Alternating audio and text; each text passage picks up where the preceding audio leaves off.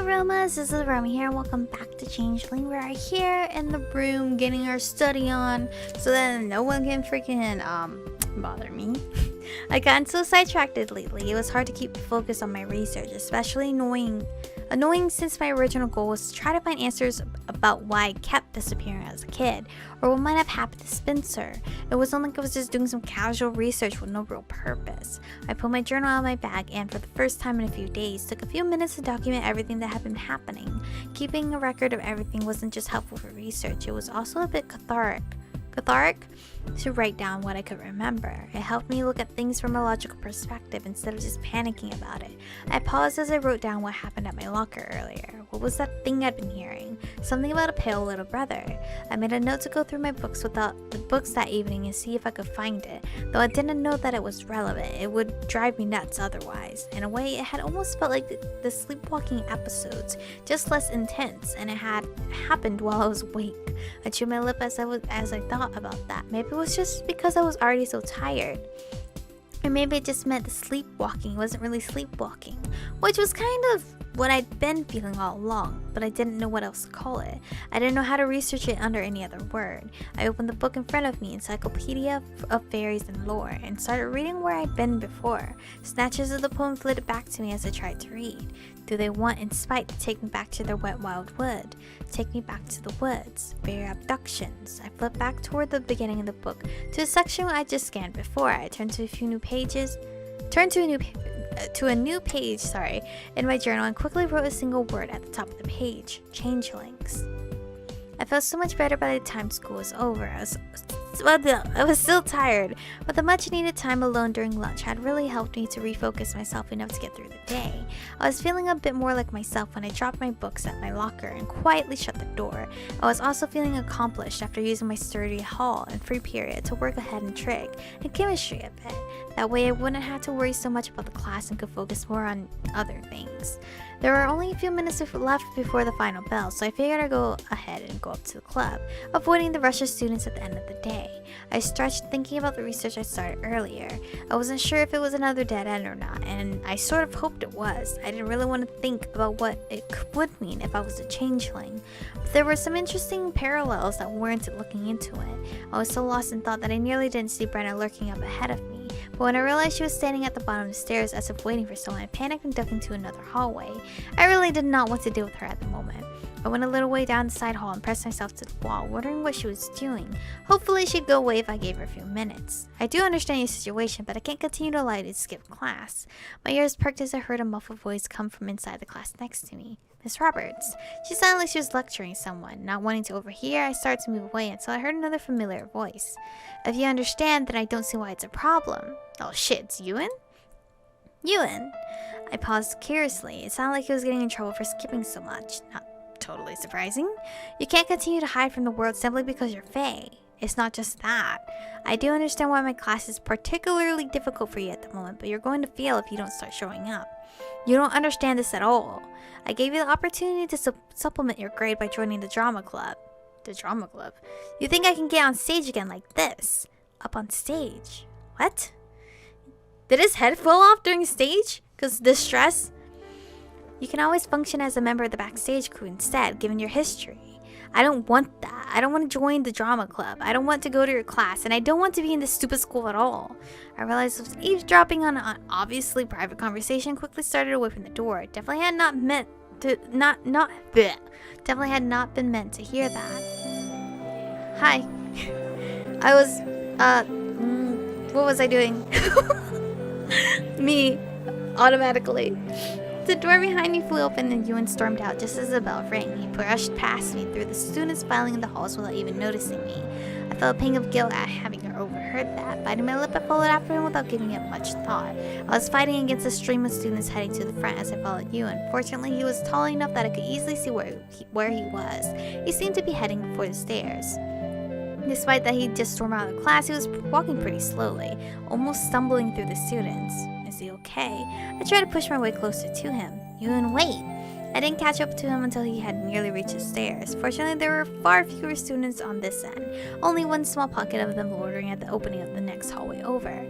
I grimaced as I noticed Kara and a couple of her friends, but tried to ignore them. They were at the least of my worries. Ewan looked like something was wrong with him, something more than just being upset by an unpleasant conversation. Ewan! He paused and turned back to me. His expression was slightly dazed, like he was half asleep or something. It felt off. Something was definitely wrong. Hey, are you being possessed too? He bent over slightly right as another student barreled out of the nearby hallway. The other student's book bag connected with the side of Ewan's skull. What the fuck? Ewan didn't really react, but from my angle I could see his head tilt at an odd angle as if it was about to fall. Oh shit, because he's like stressed the fuck out, right?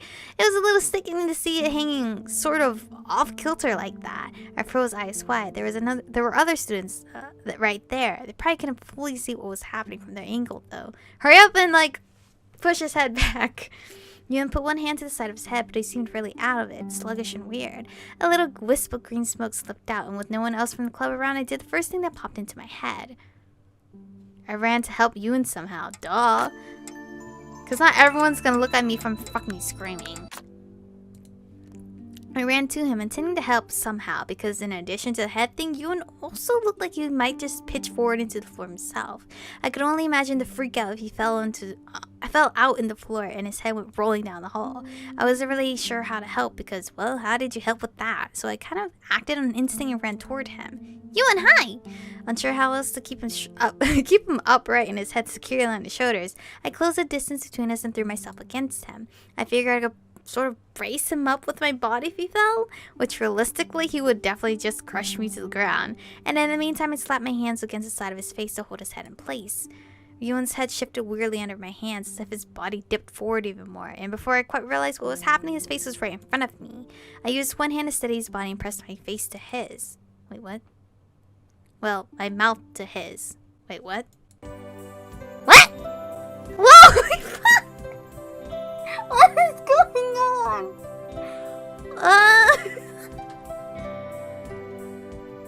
Oh no! What is this? Are you coming after my heart? This is a mistake. How did this happen? I don't know. Because a kiss was a totally illogical way to solve the situation. Look, it's already like right here. You can see like the seam or the smoke coming out of the section. Fuck. Sorry? I honestly. Okay. Okay, I'm trying to calm down because I'm very mind blown right now. Because a kiss was totally a logical way to solve the situation in a natural and not at all attention grabbing way. Kiss him and no one will notice how his head is 2 seconds from falling on the floor. Yeah, logic. I'm good at it. I feel like this is some bullshit I would actually do in real life. Like honestly, how would you stop that? I don't know. I feel like I should just hold his head still. But like she did that, but he still leaned forward. So bullshit, dude. A day might come when I stop reacting to everything like the heroine? Not heroine. What the fuck? I hate that word. Of a ridiculous story, but today was not that day. Apparently, my face was burning as a collective gasp went up from the nearby group of students. There were a few juvenile oohs and a smattering of applause. For a split second, Ewan didn't react, then I felt one hand at my waist and steady us both. His other hand covered mine, as if helping to hold his head in place. Oh shit. Oh god. Mark, oh my god, Mark, please reclaim me. Because I think Ewan has fully, for sure, probably stole my heart already. Oh god. And time froze for a split second before he released me, apparently having collected himself enough to somewhat function. Our eyes met and my face went flaming hot. His face was nearly as red as mine. What did I just do? I am never listening to my instincts again. I dropped my voice to a whisper, trying to ignore how much I wanted to crawl in a locker and die of shame. Fixed? Yes. He swallowed hard and quickly staggered into the nearest class. Still wasn't really walking well. Whoa! Rejected! Lame. I'm gonna beat the fuck up. You guys, oh my god. I glared at the speaker to find Kara and one of her idiot friends snickering at me. I rolled my eyes and swallowing every ounce of pride went after Ewan, despite how I knew it would look. Damn it. Kara, I'm gonna beat you up. I found him sitting in the empty class with his back to the door, bent over. It looked like he was still supporting his head with his hands, so I figured it must not be fully attached yet. I stepped in and shut the door behind me. Are you okay? Ewan sat there, still silent as the seconds ticked by. Ewan? What? Are you okay? Do I look okay? What were you thinking? What were you even trying to do? Look, don't get mad at me. I was trying to help somehow. I was trying to... Just go away. Oh my god, are you doing this? Are you doing this to me like Danny already? We're only in chapter 2. I'm actually hurt, Rude.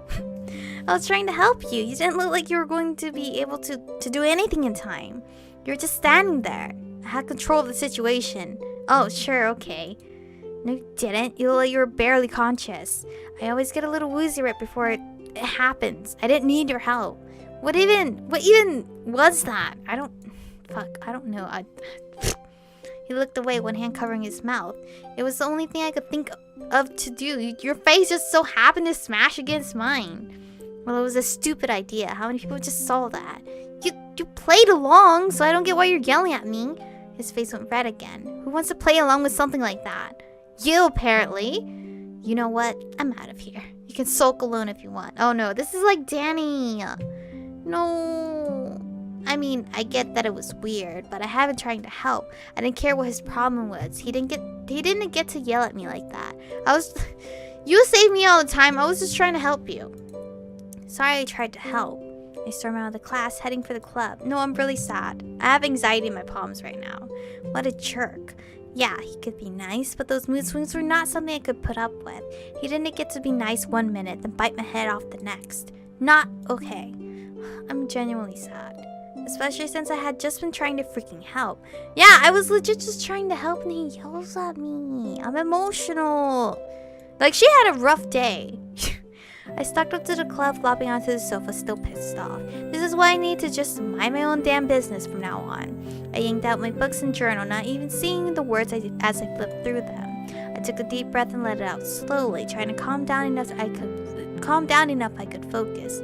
I had lost my study time in the morning, so I really need to make progress this afternoon. Setting aside the book in my hand, I went to retrieve a different one from my stash on the bookshelf. Ugh. Someone had relocated them to the top shelf. I stretched up, but couldn't quite reach them. Oh my god, I have a feeling he's gonna come in here and be like, here, sorry, right? That's what I'm assuming might happen. Or Mark shows up to claim his role back. I was just about ready to scream in frustration when there was a rustle behind me and a leather-clad arm. Oh god. I don't want to see you right now. I'm genuinely upset. And a leather-clad arm came into view, pulling out the book I'd been after. How did we not hear the door open, by the way? What do you want? I went around glaring at Ewan as I snatched the book from him. I don't need your help. I tried to push past Ewan, but he grabbed... Oh, fuck. Oh, no. He grabbed my arm, and at that moment, I very nearly slapped him across the face. Let's not do that. I don't know if his head's still connected or not. Let go. Ewan let my arm go quickly before looking down at his feet. I'm sorry. How did I call it? What do you want? I wanted to apologize. I'm sorry for snapping at you. I shouldn't have. I know you were trying to help. I'm not used to that. I usually deal with it alone, and I hate people seeing me like that. I hate it. I hated the idea of you seeing that again. Well, the first time I didn't really see it. I just kind of passed out. I didn't even know how it happened, so... I shouldn't have yelled at you. You didn't deserve it at all. That was just my own frustration at the situation. I shouldn't have taken out on you or made it your problem. I made such a show of rescuing you from your brother this morning. Here I am just being just as bad as he is. Aw, at least he's like apologizing to me right now. Unlike Danny, he kind of waited a couple days. Worse. I'm such an idiot. Well, I'm not going to argue with that. I crossed my arms over my chest and looked up at him. I'm sorry I didn't want to bother you. That's all. He turned away, but I rolled my eyes and grabbed his sleeve. Listen, I'm sorry I butted in when maybe I shouldn't have. You just looked like you needed help. I probably should have found a less traumatic way to help. My brain doesn't always come up with the best ideas under pressure. No kidding. He sighed, a hint of red creeping into his face again. You're probably the only person I know who would try something like that. Yeah, it's a gift. I'm really sorry for being angry. Well, you're forgiven. This time. Are we done with being angry at each other? Can we not have this happen again in the chapters? Because I cannot handle it. Because I don't like fighting with the person I love. Please. Ewan looked around awkwardly, as if unsure what to do next. And thanks for the book. I mean, it's always nice to have a giant around to get things on the top shelf. I'm not a giant. You're just short. Nope, I am definitely normal sized. He chuckled softly. So we're okay? Yes, but next time you yell at me, I can't be blamed for kicking you in the shins. I'll remember that. I went back to the sofa, still feeling a little awkward, but glad he come to apologize. Ewan hesitated, then joined me. Oh, he's joining me? Oh, and I have to save right here. Wow. Well, this route has already fucked me up. We're in chapter 2, and I was legit ready to cry. I'm very nervous because if Corbin couldn't steal my heart, but he stole many of your heart, somehow Ewan's somehow stealing mine, I'm kind of worried.